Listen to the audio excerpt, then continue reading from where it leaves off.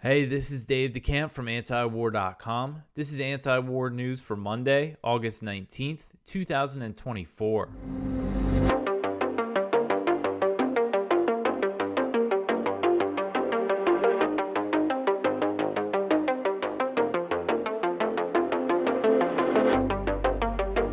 All right, the first story at the top of antiwar.com today, U.S. Gaza ceasefire proposal includes Netanyahu's demands. So Hamas said on Sunday that it rejected a new Gaza ceasefire proposal from the U.S. because it includes demands from Israeli Prime Minister Benjamin Netanyahu that are meant to sabotage the chances of a deal. Hamas said, quote, after being briefed by the mediators about what happened in the last round of talks in Doha, we once again came to the conclusion that Netanyahu is still putting obstacles in the way of reaching an agreement and is setting new conditions and demands with the aim of undermining the mediators' efforts and prolonging the war, end quote. So Hamas said the proposal does not include a permanent ceasefire or Israeli withdrawal from Gaza. It also includes conditions for Israel to maintain control of the Netzarim corridor, which is that strip of land that that Israel controls that separates northern Gaza from the rest of the Gaza Strip. And they've built military bases there and demolished most of the buildings. So apparently what the U.S. has come up with is allowing Israel to maintain control of that and maintain control of the Gaza-Egypt border, known as the Philadelphia Corridor. Hamas also said that the proposal reversed previous concessions made by Israel regarding the release of Palestinian prisoners. Hamas said Netanyahu is, quote, fully responsible for the failure of the mediators' efforts and the obstruction of reaching an agreement, and full responsibility for the lives of his captives, who are exposed to the same danger as our people due to his continued aggression and systematic targeting of all aspects of life in the Gaza Strip, end quote. So before these hostage deal talks restarted, which was this past Thursday, Hamas said that it wanted to implement the ceasefire proposal that President Biden unveiled back in May.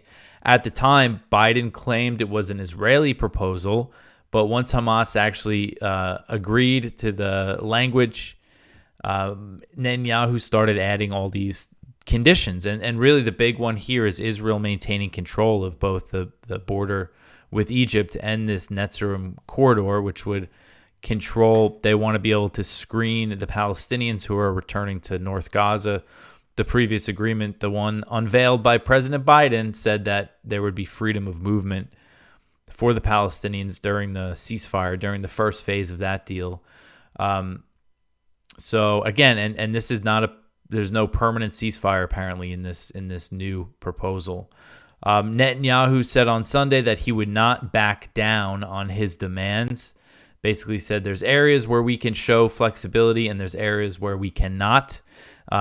Essentially saying that, the maintaining control of these areas, I'm not going to budge on that. And this does seem like something that makes a deal, impossible to happen. Israeli media also reported that Netanyahu told his ministers that the chances of a ceasefire deal was not high. So Blinken, the U.S. Secretary of State, arrived in Israel on Sunday to push for a ceasefire deal.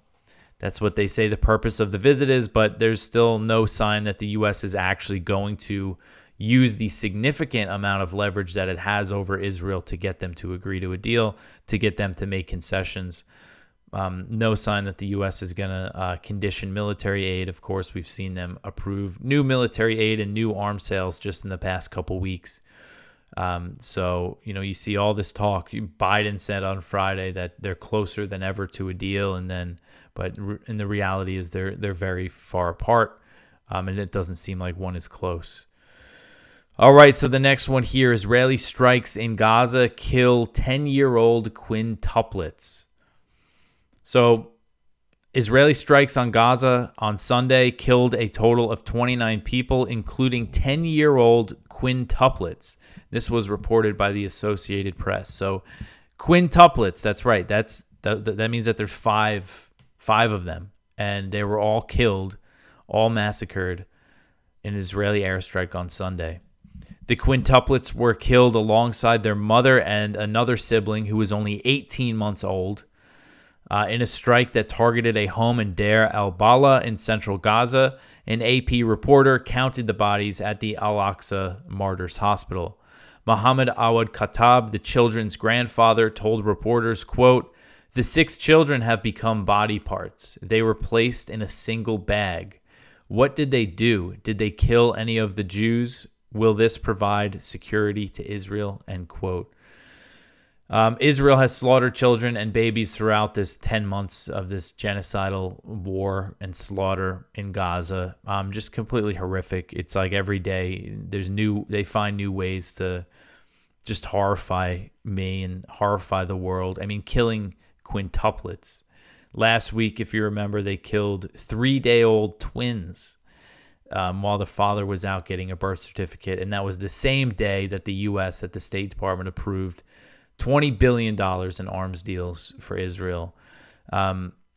So Gaza's health ministry said on Sunday that at least 40,099 Palestinians have been killed by Israel since October 7th, and that includes over 16,000 children. And this total is considered a low estimate. It does not account for the people who are missing and presumed dead under the rubble, which is estimated to be about 10,000.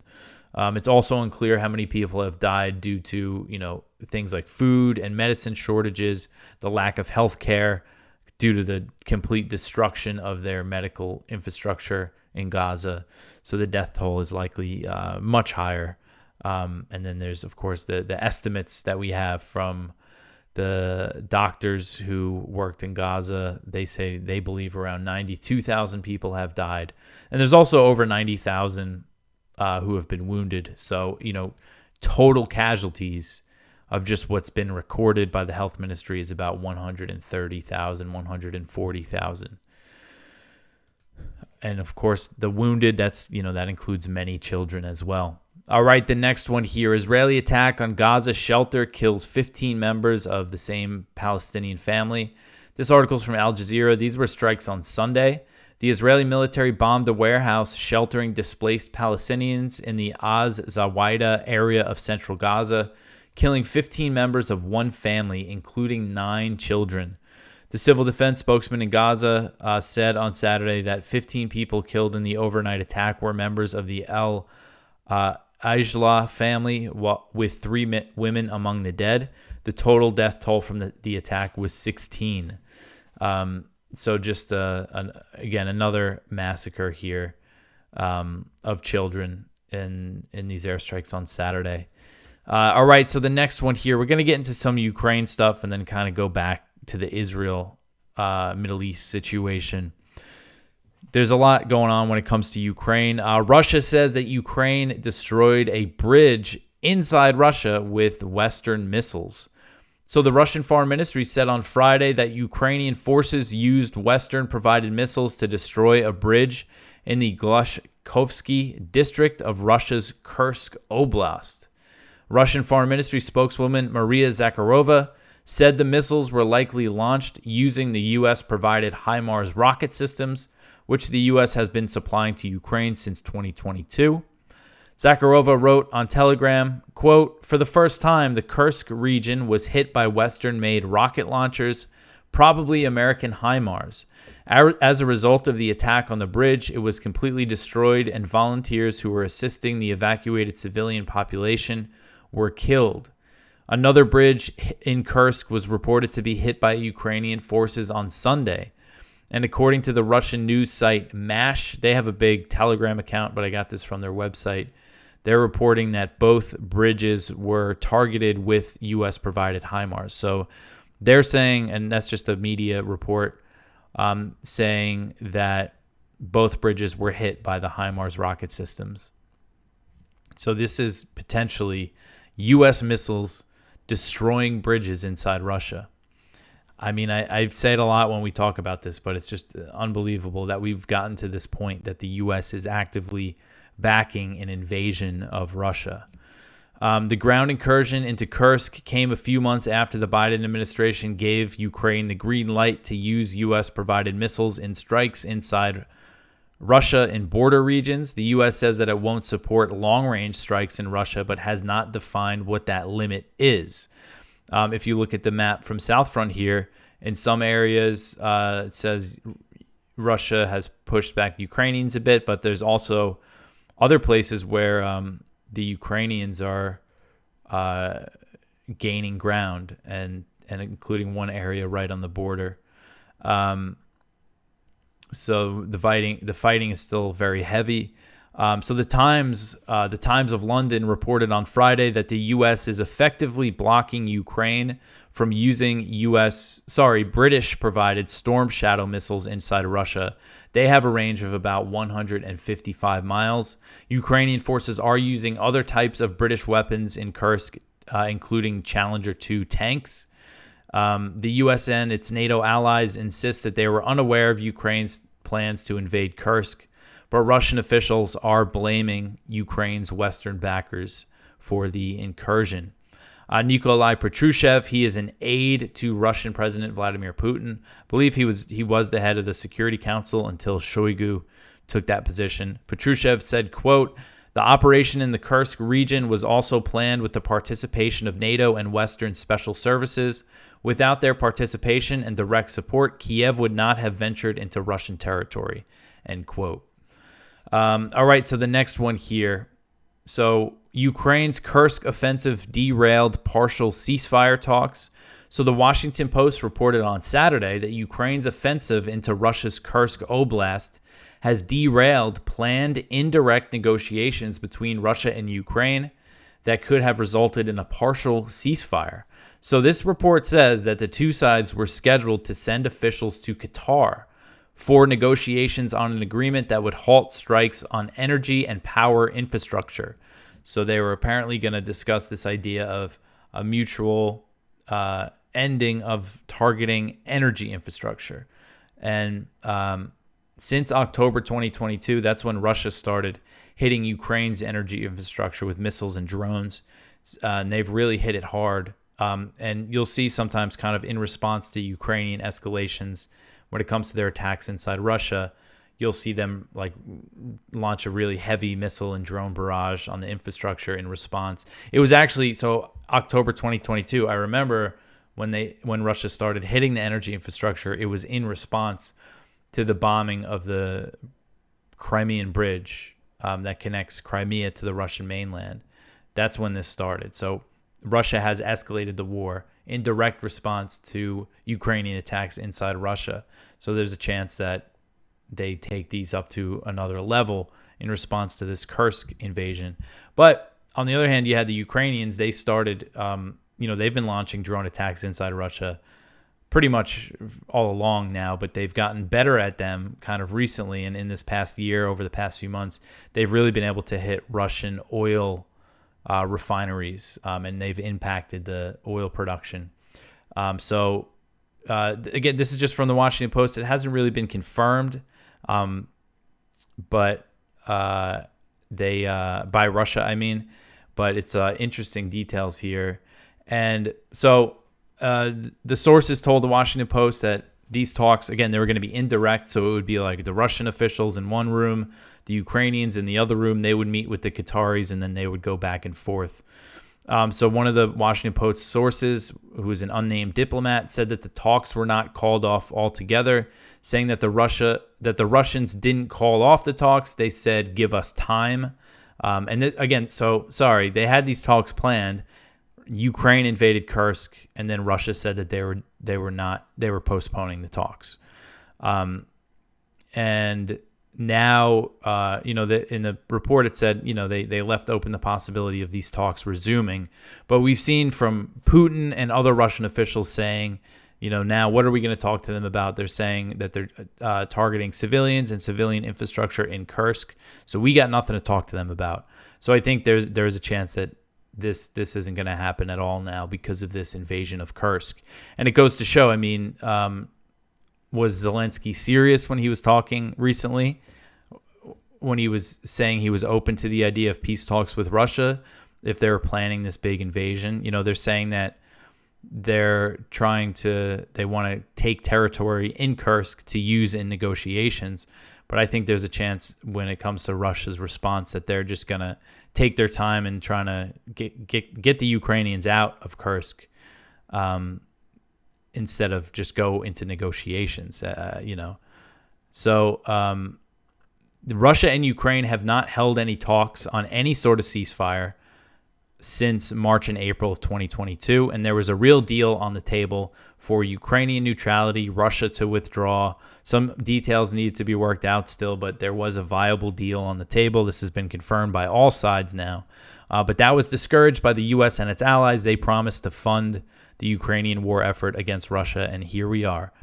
And despite the Kursk offensive, derailing this effort and risking direct war between the U.S. and Russia. I mean, the risk of a direct war between the U.S. and Russia right now is probably higher than at any time it has ever been, because again, you have a American armed army inside Russia using U.S. weapons. It's just the risks here are crazy, but the U.S. is still supporting it by letting them use those weapons. All right, so the next one here: Russia makes steady gains in Donetsk amid fighting in Kursk. So in eastern Ukraine, the fighting is still very heavy, and Russian forces have continued to make steady gains. Judging by just from checking the maps every day, it seems like since the Kursk thing started that they've been able to make more daily gains, and that's probably because Ukraine has diverted resources to invading Kursk. And, you got to wonder, was that factored in? Did they plan to just give up some of these areas when they went in there? But so the city of Pokrovsk, that is a major hub in Donetsk where the Russian military is kind of fighting towards in one part of this battle. And that city has ordered an evacuation. They said Russian forces are over 6 miles away, and the mayor is saying you got to get out now while you can. So it seems like they're getting ready, preparing for the eventuality of losing that city, potentially losing other places in Donetsk. And so I think Ukraine, we'll see how far the Russians will get, but it seems like they're pushing along quicker now in Donetsk. All right, so the next one here: the U.S. threatens Iran with cataclysmic consequences. So a U.S. official threatened Iran on Friday that it would face cataclysmic consequences if it attacked Israel in response to the Israeli killing of Hamas's political chief in Tehran. A senior U.S. official told AFP that the U.S. would, quote, encourage the Iranians, and I know many are, not to move down that road because the consequences could be quite cataclysmic, particularly for Iran, end quote. So that's a big word, saying something is cataclysmic. Sounds like a threat, that Iran would be hit hard if Iran attacked Israel. And the U.S. is, of course, as we've been covering, vowing to defend Israel from any Iranian reprisal attack. They're also expecting something big from Hezbollah. And now, according to a report from the New York Times, and kind of what I've seen, it seems like Iran is delaying its response to give time to the ceasefire negotiations.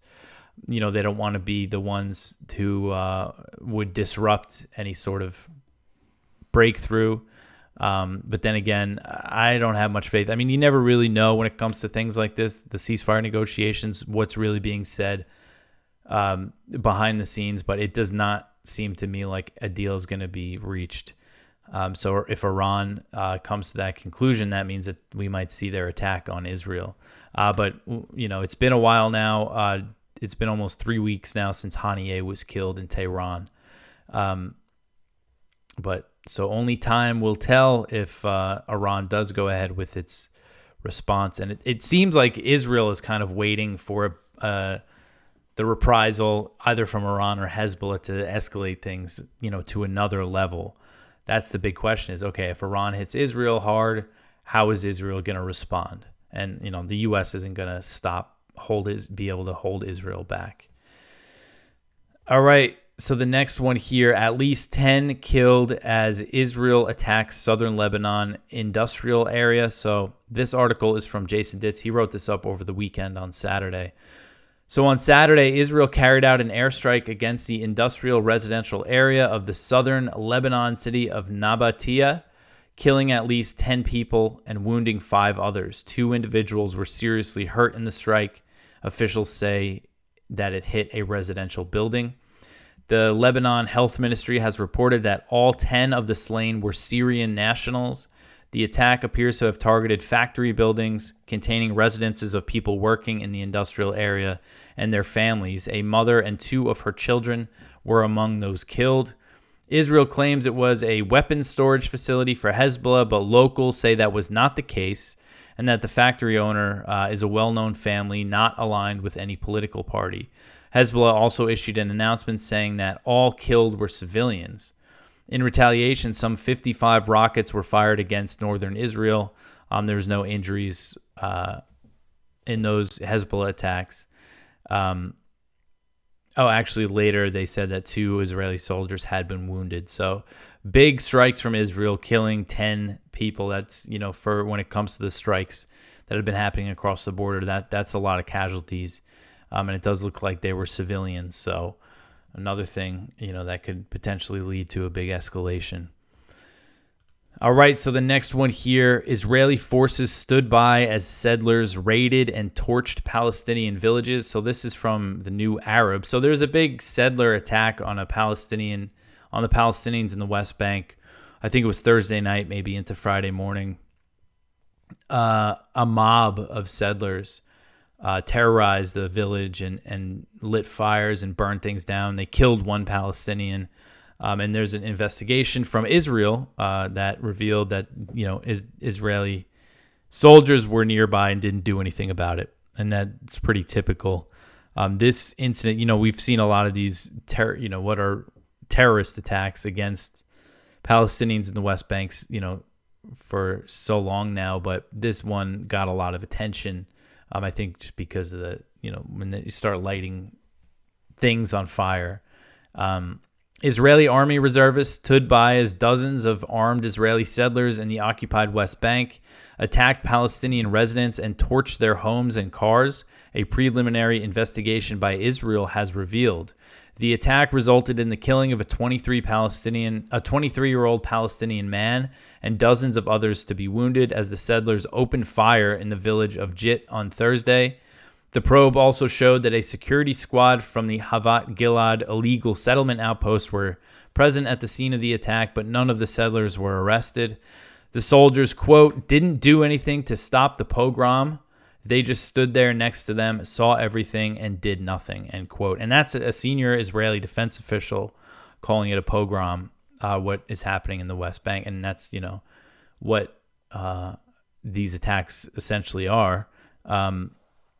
So most of the settlers came from the Shiloh settlement and Havat Gilad outpost, with some of them masked.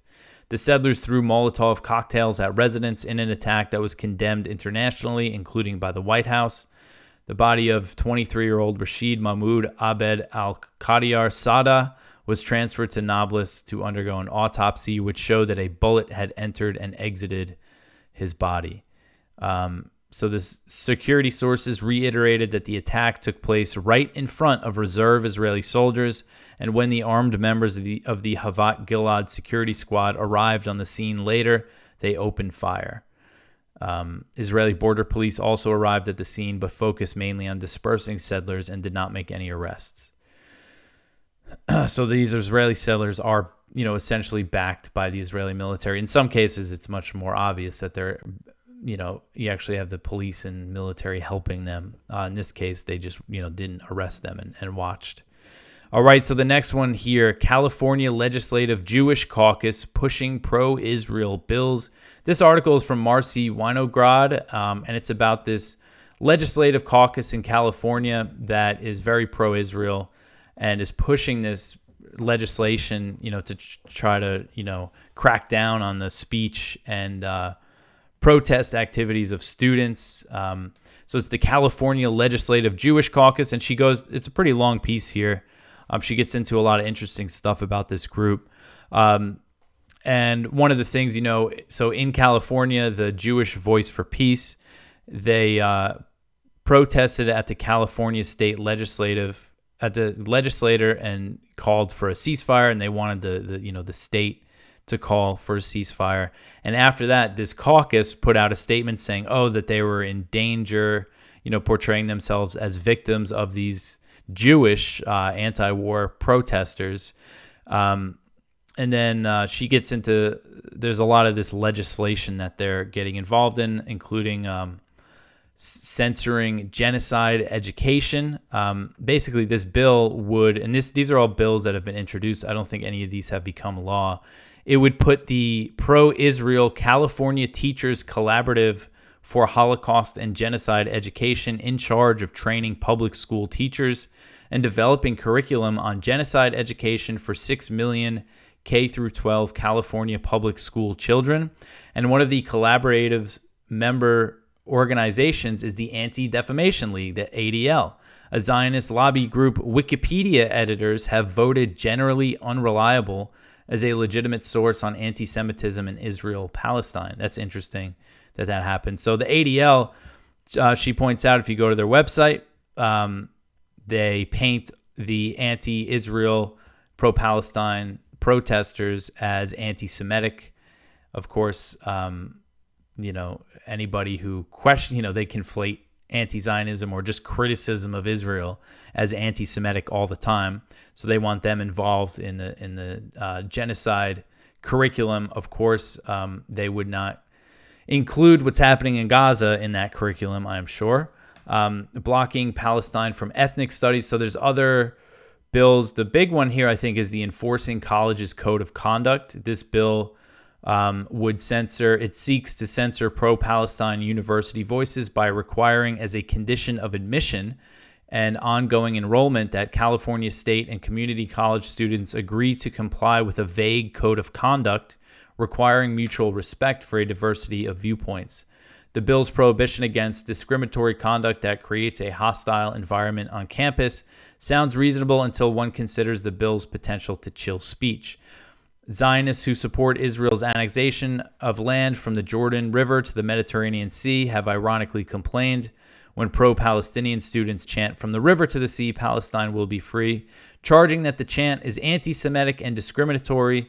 Would this bill be used to silence speech protected by the First Amendment? So this is the big problem, is that in this actual bill, I don't think it mentions, pro-Palestine protesters, but when you define those protests as being discriminatory, as being calls for genocide, then you can use these laws to enforce, to crack down on the speech and the activities of these students. So an interesting piece. Definitely go check that out, especially if you live in California. So the next one here, uncommitted delegates bring the Gaza-War message to the DNZ. So this article is from Al Jazeera. So the uncommitted movement, if you remember that, during the Democratic primaries, if there was an option to vote uncommitted on the ballot, activists would do so to express their opposition to Biden's full-throated support for Israel, support for the slaughter in Gaza. And in some of those states, they had a pretty decent turnout. So they actually have 700,000 voters casted uncommitted ballots, and 30 delegates from 8 states are going to be attending the DNC, 30 uncommitted delegates. And there's about 4,000 total delegates. So it's a small number, but they're going to try to, have an impact on the DNC. But they're not, the Democrats aren't cooperating with them. They requested for a doctor, a pediatric intensive care physician who had worked in Gaza, to speak at the convention, but that appeal was denied. Of course, they don't want someone to go up there and talk about all these kids that are being slaughtered by Kamala Harris and Joe Biden's support for Israel. But I think it might be interesting. They're going to hold a program of events on the sidelines of the convention. So it'll be interesting to see what they do. And I know a lot of people are going to protest at the DNC. If you're in Chicago, Definitely go check that out. I think it might be quite a crowd at the DNC, or outside the DNC at least, protesting because of Biden and Kamala Harris's support for this slaughter. So the last one here, most Israelis think that prison rape suspects should not face charges. So this article is from Middle East Eye. A new poll has suggested a majority of Israelis believe the prison officials accused of sexually assaulting a Palestinian detainee should not face criminal charges and just be disciplined by the army. Late last month, 9 Israeli soldiers were arrested for the alleged rape of a Palestinian in the Sedi Taiman facility, which is in Israel's Negev desert. It's basically a torture facility. Anyway, you guys know the background on that. I've been talking about this too much. Basically, this Palestinian had something inserted into him, and so badly that he couldn't walk. He had really horrific wounds. He was gang raped essentially. And there was the Institute for the National Security Studies did a poll, and it found that 65% of Israeli Jews thought that the 5 should be punished only by the army and not face criminal charges. So they arrested 9. They let 4 go, saying that they didn't have evidence they were involved. And then, so the 5, so 65% in this poll say that they should be punished only by the army and not face criminal charges. So, I mean, man, it really, I think, goes to show the problem, the state of Israeli society when you had protests break out when soldiers were arrested for doing something like that to a prisoner. All right, so that is it for the news for today. Go check out our viewpoints. One from Richard McDaniel. Israel must choose between the Iron Wall and its existence. One from Ted Snyder. Does the U.S. know what its partners are doing? One from Mike Fredenberg. Why big war absolutely loves red tape and regulation. One from James Carden, the Kursk offensive and the risk of a wider war. One from Gideon Levy, Israel's abuse of Palestinians reached new lows. So please go check all that out. I hope everyone had a good weekend. You could always support this show by sharing it. Tell your friends about antiwar.com. Like, subscribe, all that stuff helps out. Follow us on Instagram. Follow antiwar.com and myself on Twitter or X. That is it for me. I will be back tomorrow with some more news. Thanks for listening.